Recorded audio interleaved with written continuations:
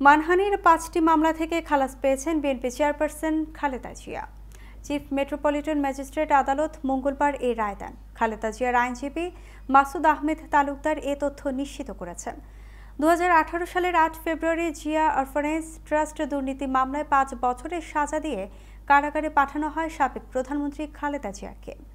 ওই বছরের অক্টোবরে হাইকোর্টে আপিল শুনানি শেষে সাজা বেড়ে হয় ১০ বছর।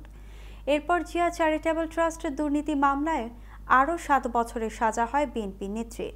তিনি তখনও পুরান ঢাকার নাজিমউদ্দিন সড়কের কারাগারে ছিলেন। এছাড়া বিএনপি প্রধানের বিরুদ্ধে মানহানি সহ আরও অনেক মামলা হয়। বিএনপি বরাবরই বলে আসছে, আওয়ামী লীগ সরকারের প্রভাবে মিথ্যা মামলায় তাদের নেত্রীকে কারাবন্দী করা হয়েছে তাকে রাজনীতি থেকে বিদায় করার জন্য।